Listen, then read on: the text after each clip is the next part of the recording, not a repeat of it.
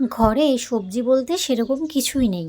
আজকে পাপানকে স্কুল থেকে দিয়ে আসার পথে একটু গিয়েছিলাম বাজারে। নিয়ে এসেছি বেশ কয়েকটা সবজি আর নিয়ে এসেছি একটু মুদিখানার জিনিস। তো সবজিগুলো এখন গুছিয়ে রেখে দিলাম, মানে তুলে রাখলাম, পরে এগুলোকে ফ্রিজে গুছিয়ে রেখে দেব। আর এদিকে কিছু মুদিখানার জিনিস নিয়ে এসেছিলাম, সেগুলোকে নিয়ে রান্নাঘরে গেলাম। আজকে প্রথমে কী করলাম, একটু আদা দিয়ে লিকার চা বসিয়ে দিয়েছি।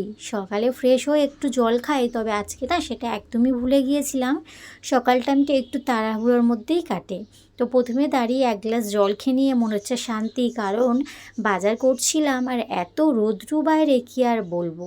তো তারপর মুদিখানার যে জিনিসগুলো ছিল সেগুলোকে সব কৌটো ভরে রেখে দিলাম।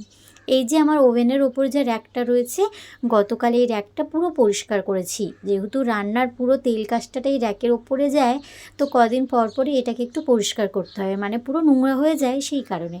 তো কৌটো কাটা সব পরিষ্কার করে এইদিকে চাটাও নিয়ে নিলাম, নিয়ে চলে এসেছি ঘরে। তো ভাবলাম আজকে প্রথম বিছনাটা পরিষ্কার করে নিই, তারপর চাটা খেতে বসবো।